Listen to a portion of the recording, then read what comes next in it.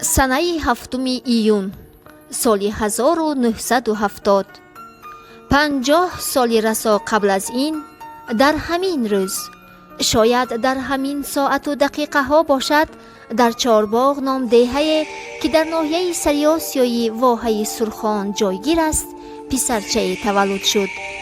вай фарзанди 8-уми хонадони бобо Исмоил Шукуров ва Ҳанифа Гулова буд.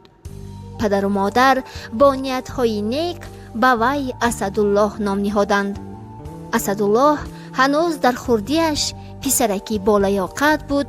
рафтору гуфтораш, фикррониҳояш ҳам хоси худаш буданд. асадуллоҳ вақто ки ба синни 7 қадам ниҳод, чун дигар кӯдакони ҳамондавраи замони шӯравӣ бо халтачаи аз матоъ дохтаи модараш ба мактаби деҳа ки имрӯзҳо низ рақами 12-ро дорад қадам ниҳод. мактабро бо баҳоҳои хубу аъло хатм кард.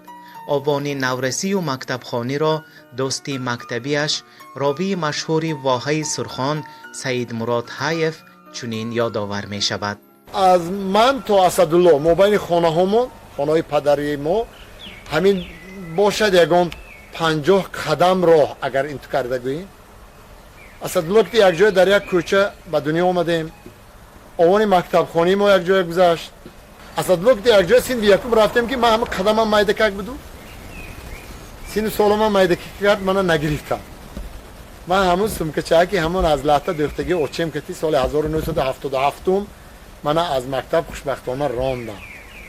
ман хона рафтам, гирёну нолон як гӯдаки майдаки ҳамон ба қавли лои ғӯдаки майдаи гарданшихи гапнодаро хона рафтаму хулоса Асадулло синви як шуданд. ман баъд аз Асадулло соли оян 78 сол баъд мо мактаб рафтем. ҳамин ту дӯстии мо леки кандагӣ агарчи синфҳои моро ҷудо кардан, дӯстии моро ҷудо кардан натонистанд. мана то ба имрӯз 50 сол ним аср Асадуллоҳ бо санаи муборак бо 50 солагӣ умри ширин табрику таҳният мегӯям. 4 мисра шеъри лоиқ аст. рӯзи мубораки зодрӯзи туст, аз каму ғам ҳамеша эмин бош. зодрӯзи ту бод ҳар рӯзе, рӯзи марги туро набинем кош. Асадуллоҳ Шукуров ки аз овони наврасию ҷавониаш ба шеърхонию шеърдонӣ ва умуман ба адабиёт шавқи беандоза дошт, ба факултаи филологияи Донишгоҳи давлатии Тоҷикистон дохил шуда, онро бо муваффақият хатм кард. ҳанӯз аз солҳои 1987-1988 омӯзгори мактаби рақами 15-уми ноҳияи сари Осиё буд.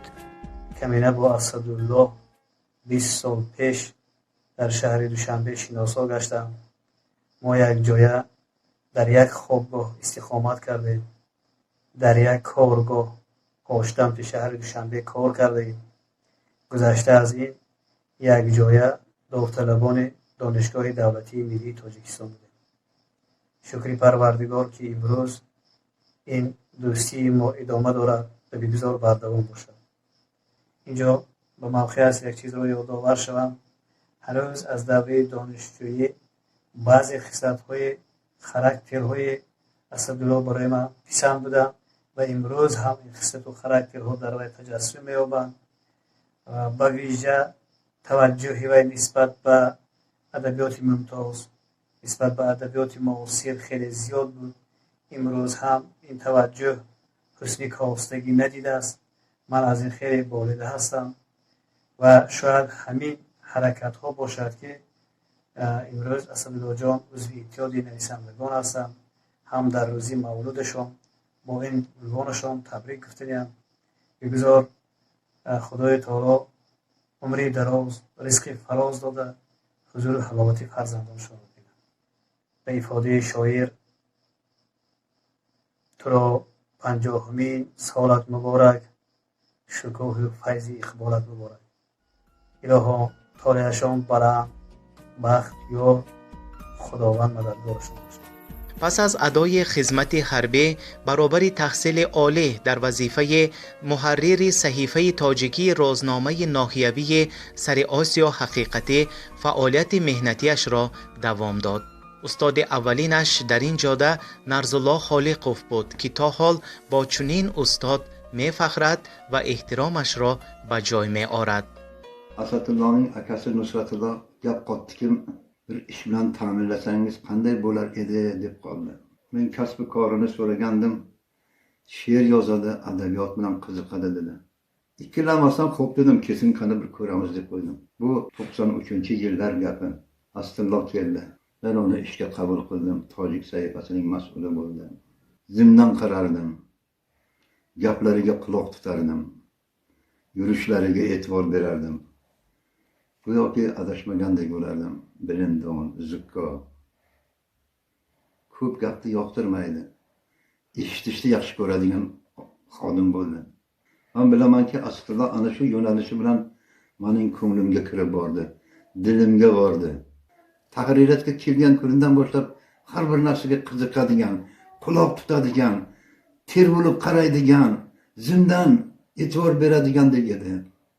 Men esa unga baribir ko'p narsani og'zimga kelganmi, tilimga kelganmi, dilimga kelganmi, kasb yo'nalishida nimaiki kerak bo'lsa, unga aytaverardim. Uni o'sha ishga jalb qilaverardim. Bu menimcha Asatullohni tez topga keltirdi. U haqiqatni yozar edi. Haqiqatdan o'zini hech qachon olib qochmasdi. Ko'ngliga og'ir botadimi? Yelkasiga og'ir botadimi? Gap eshitadimi? O'zi chidar edi. Haqiqat deb turib olardi. Haqiqat uni toblantirdi. Ko'ringki, u yaxshi jurnalist, yaxshi ijodkor bo'lib voyaga yetdi. Men shunday shogirdim borligidan, ham kasbim borligidan, ham zamonim borligidan, ukam borligidan, birodarim, yorim borligidan juda faxrlanaman. Asadullajon, odamlar ba'zan shunday tilda aytishadi. Shu qog'ozni qoralagim kelyapti, shuni qoralay deb. Menimcha bu noto'g'ri narsa. Oq qog'ozni qoralamaslik kerak. Oq qog'oz bu pok qog'oz, bu pok dasturxon. Bu kerak bo'lsa, ta'bir joyi bo'lsa, joy namozdek gap ijodkor uchun.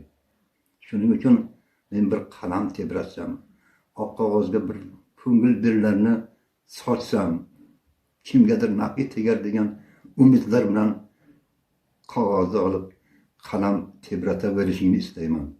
Va bilib qo'yingki, Asadullajon, men doim sizning duogo'yingizman. Duo qilaman.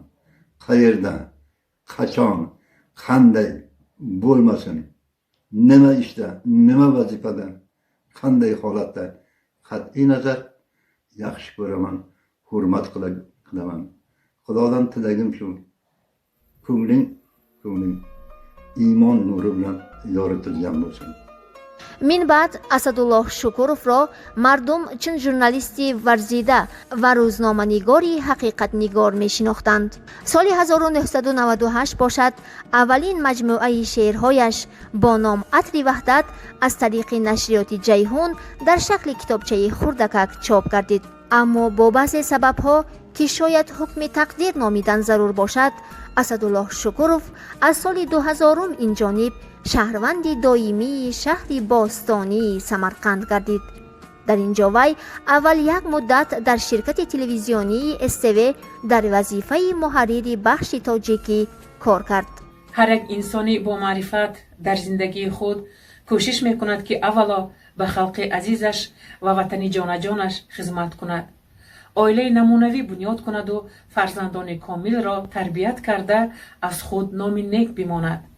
اکی اسدالله شکوروف را به مبالغه میتوان در ردیف چنین ابرمردانی حقیقی ورد زبان کرد و گفت که شاعر ژورنالیست یکی از وطن پرور و وطن دوستانی حقیقی کشور محبوبمان ازبکستان میباشند و در پیشرفت فرهنگ و ادبیات و مدنیت وطن ما سهم ارزنده گذاشته آمده ایستادند.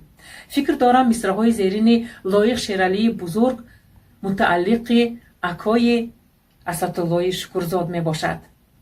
در زمین بحری تلاش آسمانم زادند. با دلی بیدار و با روحی جوانم زادند.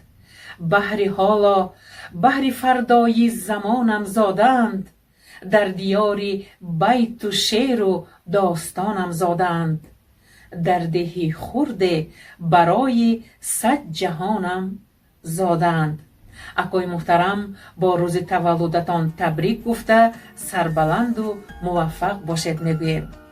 اسدالله شکوروف من بعد سالهای 2000-2006 در روزنامه ولایتی آواز سمرقند به حیث جانشین سرمحرر ادای وظیفه نمودند. عاید آن روزها به ما سابق سرمحرر آن زمانه روزنامه مذکور آزاد حمیدزاده چنین گفتند: من با استاد اسدالله برادر خیلی همگرامی ما زیاد از 20 سال باز آشنایی دارم و خوب میدانم که این مرد هنر، این مرد سراپا شعر، سراپا دل، این مرد بسا خاکسار و زحمت پیشه در دل کینه عداوت ندارد. و از آن روزگاران شطوری که گفتم اندکه 20 سال سپری شده است. در اداره روزنامه ولایتی آواز سمرقند کاتبی مسئول بودم. وظیفه کاتبی مسئولی اداره روزنامه آواز سمرقند را بر دوش داشتم و استاد اسدالله با یک پسرکی بسا زیبایشان که در دست داشتند همراه بر اداره روزنامه آواز سمرقند رسیده آمدند و به استقبالشان برآمدند و پس از صحبت اندک به قول ستاره من به ستاره همدیگر موافق آمد و شاید از همین لحظه های اولین ما به همدیگر پیوندی دوستی نمودیم. و ثانی‌تر وقتی که استاد اسدالله به سمرقند مقیمی شدند، در اداره روزنامه ولایتی آواز سمرقند با صلاح دیدی سرمحرر روزنامه، ادبیات شناس معروف زنده‌یاد غفور جان محمودوف جانشینی سرمحرر تعیین گردیدند. باز دوستی ما قوی‌تر از آن شد که در یک حجره کاری زحمت میکشیدیم. اون کس همچون جانشینی سرمحرر و من کاتبی مسئول اداره روزنامه بودم. با دوستی از اسدالله خیلی افتخار هم دارم، از آنکه من میگویم اسدالله به سمرقند برای شفای یک درد، برای شفا نمودن چند شعرهای شاعران نومشق سمرقند آمدند. به هیچ یک مبالغه هر یک شعری که از تحریر استاد اسدالله میگذشت و خیلی خوب و خیلی روان، خیلی سالس میشد و اینقدر کتاب هایی که با سرمحرری اسدالله چاپ شدند، راستی گفت من عددش را انیق نمیدانم، شاید از صدها نامگو زیاده باشند. اینقدر شاعران کشف کردند استاد اسدالله که هیچ یک چی ما نمی‌گنجد. حالا اسدالله اسماعیل زاده یکی از شناخته ترین ادیب به حوزه ایجادکاران فارسی گویان دنیا گوییم خطایی نمی شود. همچون مترجم، همچون ناشر خیلی شناخته شدند، شهرت یافتند، زحمت پیشه هستند. راستی که باورم نمی آید که الکه استاد اسدالله به سن مبارک، به سن 50 سالگی عین کمالات عمر و نوجوانی رسیدند. اگر چنین است، استاد اسدالله را از نام تمام دوستان، تمام مهربانان، اهل ایجاد، از نام اهل خاندان صمیمانه تبریک میگویم، تهنیت میگویم. حالا کتاب استاد سعدی شیرازی در دستی من است و دل میخواهد که استاد اسدالله عمر سعدیانه و صاحب آثار ماندگاری سعدیانه باشند. چه آرزو چه امید دارند، بگذار خداوند به همین آرزوی امید دلشان رساند. جز آن دعا نگویم که رودکی گفته، 1000 سال بزی 100,000 سال بیزی. در حقیقت بعد از آن که قهرمانی لوحه‌مان در سمرقند مقیمی شدند، شاید از تأثیر محیط ادبی این گهواره شرق باشد که همچون شاگردی سرمحصول شناخته‌تر و معروفتر گردیدند. کتاب و مجموعه های زیادی را پیشکش مخلصان کلام بدیع ساختند.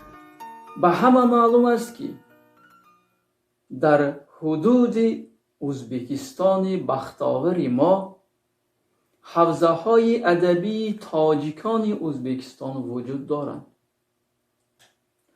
تقریبا 90% کتاب های ایجادکاران را استاد اسدالله شکوروف تحریر می نمایند، زحمتش را می کشند و تا همین روز زیاده از 450 تا نامگویی کتاب را تحریر کردند، محرری کردند و بروی چاپ دادند.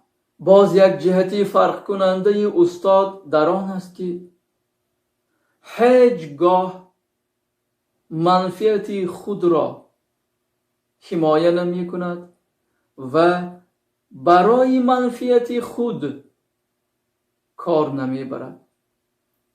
ضربه هایی که از پس و از پیش برای وی زده می شود مردانوار قبول می کند. این هم موفقیتی استاد است. انا همین روز استاد شیرین کلامی ما 50 ساله شد. من او را به همین زادروز 50 ساله اش که نیم عصر را در بر میگیرد شاد باش میگویم. الها استاد الهام بالای کاشانه ای تو لانه سازد. بخت، موفقیت، ظفر یارت باشد. در چاپ نمودن کتاب‌های بدیعی، در چاپ نمودن کتاب‌های ایجادکاران هیچگاه خسته نشد. برای تو موفقیت، برای تو عمری دراز، صحت سلامتی، خاطری جمع خواهانم. طلبم زی عالم این است که غمی جهان نبینی، خطری بر روزگار و ضرری به جان نبینی. استاد اسدالله سالهای 2006-2008 سرمحرر روزنامه مکتبیان بلبلچه و سالهای 2008-2012 باشد همچون سرمحرر مجله ادبی مهارت فعالیت داشتند. در این دوره در برابر ایجاد نمودن برای کشف و رشد و نمای نوقلمان زیاد زحمت کشیدند. این است که ایجادکاران جوان زیاد اسدالله شکوروف را برای خود استاد می‌حسابند. استاد اسدالله شکوروف در بین اهل علم و ادب حاجت به معرفی ندارند، چون که علاقه طوری سالها در ساحه‌های گوناگون فعالیت نموده بین اهل قلم، بین همه اخلاصمندان علم و فرهنگ صاحب احترام هستند، صاحب حرمت هستند. باید گفت که استاد اسدالله شکوروف را اگر شاعر و نویسندگان همچون یک شاعر صاحب رویه، نویسنده حکایه های جالب شناسند، گروه روزنامه‌نگاران چون ژورنالیستی با تجربه اعتراف میکنند.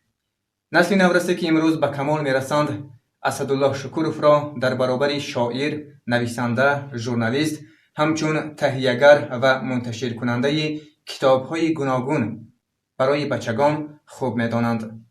باید گفت که فعالیت استاد اسدالله شکوروف پهلوهای گوناگون داشته، بابت ترجمه اثرهای شاعران از زبان ازبکی نیز کارهای زیاد را به انجام رساندند. امروز استاد اسدالله شکوروف سن مبارک 50 را پر میکنند. ما به این مناسبت استاد عزیز را از نام تمام شاگردان شادباش میگوییم. بگذار دایم تندرست و سعادتمند باشند. در بابت ایجاد کامیابی های نو تمنا میکنیم و همیشه الهام استاد در پرواز باشد میگوییم. میخواهیم که باز از این 50 دیگر را ببینند و همیشه در کنار خانواده خود صحتمند و سربلند باشند. بار دیگر زادروز خجسته باشد. سالهای آخر در قطار وظیفه و استعدادهای زیادشان از قبیل شاعر، نویسنده، ژورنالیست، روزنامه‌نگار، باز یک وظیفه ناشری یا اینکه ساحه دیگر ساحه نشریات و مطبعه هم جای گرفته است. گوییم سهو نخواهد شد، زیرا عین حال استاد اسدالله در شهر تاشکند در نشریات ناشرلیک یاغدوسی به حیث سرمحرر ادای وظیفه دارند. آدم به همه چیز سر می شود ولی به دیدار هیچ. همیشه به یک دیدار یکدیگر رسیده گردیم. میگویند که زندگی بی آرزو شیرین نبود، زندگی را آرزوها شیرین نبود. همینطور است، آرزو زندگی را شیرین می‌کند. باعث خرسندی است که استاد اسدالله شکوروف در حیات شخصی عائلوی نیز صاحب بختی بلندند. با همراهی همسرشان گلسره گلووا قریب 30 سال باز عائله‌داری نموده صاحب 4 نفر فرزند گردیدند. عبدالشکور و محمد اقبال، بیبی ماه و شهربانو مدام بهر نیکنامی پدر و مادر میکوشند. دختران دستیار مادرجان مهربان، پسران باشند متکای پدرند، زیرا هر دو با پدر همکار و هم مسلکند. من در خاطر دارم وقتی که من نوروز بودم، اطراف 10 ساله بودم، عائله ما به شهر سمرقند کوچیده آمد. البته در این شهر مسافری پدرم که حالا داشتنشان کم بود، شناس آشنا نداشتن. از همین سبب یا اینکه از برای آن من فرزندی از همه کلانی بودم، با من بعضا چون دوست چون آشنا مراجعت میکردن، مناسبت میکردن، مصلحت میکردن. بعضا از من نیز فکر میپرسیدند. براستی این چیزها مرا چنین تربیت کرد که من خودم را آدمی کلام حس میکردم، آدمی ضروری حساب میکردم و شاید از برای همین بود من ساحه پدر را انتخاب کردم، یعنی در ساحه گازیته، در ساحه نشریات، یعنی در ساحه مطبع مهنت کردن را برای خودم نیت کردم و امروز خرسند هستم که در این ساحه با پدرم هم فکر و هم مسلک همکارم. امروز که پدرجان عزیزمان 50 ساله شدند، از نام تمام اهل عائله و از نام نزدیکان تبریک می نمایم. پدرجانم هر دایم صحت سلامت باشند. ما با پسری خردی اسدالله اکا محمد اقبال با سوال زیرین مراجعت کردیم. اسدالله اکا همچون پدر چگونه پدرند؟ پدری سختگیر یا مهربان و حلیم؟ راستی بسیار یک سوال دشوار داده، چون که با پدرم توصیف دادم. شاید که کاری من نباشد، لیکن مجبورم به سوال شما جواب دهم. پدرم چگونه پدر هستند؟ پدرم در جای آید سختگیر، در جای آید البته چون پدرهای دیگر مهربان هستند. در تربیت فرزندها نوه‌ها خیلی با اعتبارند. بسیار از خصلت‌های آن کس برای ما در زندگی دستورالعمل شده است.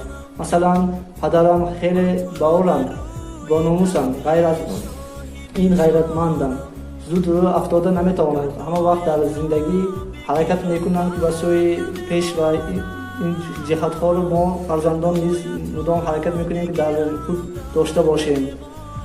امروز که پدر جانم زادروز دارم، از فرصت استفاده نموده از نام خودم، از نام اهل عائله‌ام، از نام نزدیکان تبریک میگویم. میخواهیم که همیشه صحتمند باشند. 50 سالگی مبارک. من از نام خودم، از نام عائله‌ام، از نام همه سلاله شکوروف‌ها شما را تبریک و مبارکباد گویم. شما عمری دراز، صحت سلامتی در کارهایتان، در ایجادهایتان موفقیت های نو و نو آرزومندم. هم وقت سری فرزندان، سری عائله صحت و سلامت باشید. چی آرزوهایی دارید آرزوهاتان رسید. اسدالله بابا شکوروف امروز 50 ساله شدند. هرچند چهره و غیرت و شجاعت جوان آن کس را ترک نکرده است، ما آن کس را به اساس بابا نگفتیم، چون که این 3 نفر نبیره‌یکان شیرین بابا که شاید منبع الهام اسدالله شکوروف باشند در اطراف بابا جان خود پروانه شده شعرها می‌خوانند. آیچه که بادم کشته که بابا سنت ها و من کشته که بابا ای وطن جان وطن جان وطن قبله امید ارمان وطن ملک آزاد پرستانی با آر پاره جان اسلیمان وطن با وجه زاد روزتا مبارک. بینندگان عزیز و ارجمند، دوستان گرامی، طوری که خود شاهد گردیدید ما در این ویدیو نوار تنها آیید حیات و فعالیت یعنی زندگی نامه ادیب اسدالله شکوروف معلومات دادیم و خلاص. درباره ایجادیات شاعر آثار ادبیشان حرفی نگفتیم، زیرا اهل علم و ادب الکی از این آثار گرانبها خود خبر دارند و بهای حقانی را کیها گذاشتند. ما خواستیم تنها آیدی زندگی نامه خاکسارانه این مرد هنر معلومات رسانیم. در آخر از فرصت استفاده نموده استاد عزیز و مهربان، مرد حلیم و خاکسار، ادیب معرفت پرور، انسان زیایه اسدالله شکوروف را که به قول خود در پنجه 50 با عمر نیم عصره با 50 سالگی صمیمانه تبریک و مبارک باد میگوییم. بگذارید که به قول خود شاعر این نیمه راه عمرشان باشد. تا صد و صدهای دیگر زنده باش، از برای خلق و کشور زنده باش. کوتاه است عمری درختی بی ثمر، چون درختی بار آور زنده باش. در آخر می خواهیم ویدیو لوحه‌مان را با شعر استاد اسدالله شکوروف که در پنجه 50 نام دارد و از بایگانیشان با قرائت خودشان راستی با یاری نزدیکانشان دریافت نمودیم خاتمه ببخشیم. باز یک مرتبه زاد روز مبارک باشد استاد عزیز. از نام نزدیکان و فرزندان و شاگردان با احترام دلربا و فرخ.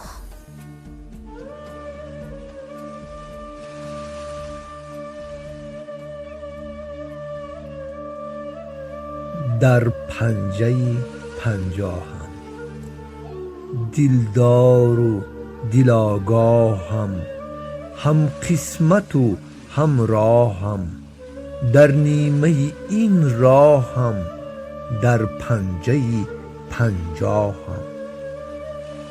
امروز ببین یارم، بزم و طرب دارم، دل بروده و دلخواهم، در پنجه 50. از منمنی ها رستم، از خویش برون جستم، شمس شده همراهم، در پنجه 50. از دردی زمان سوزم، یک مردی پر از رازم، ز اسرار تو آگاهم، در پنجه 50. از غیر وفا دیدم، از دوست جفا دیدم، من عاقل و گمراهم، در پنجه 50. مهر زدم بر لب، بگریخته از منصب، بی مرتبه و جاهم، در پنجه 50. من دیده درویان را، هم ابله و نادان را، یک رویم و یک راهم، در پنجه 50. قصد شده بر جانم، چون یوسف کنعانم، وارسته این چاهم، در پنجه 50. بشنید خدا آهم، من شیری خداگاهم، در ملک دلم شاهم، در پنجه 50. در ملک دلم شاهم، در پنجه 50.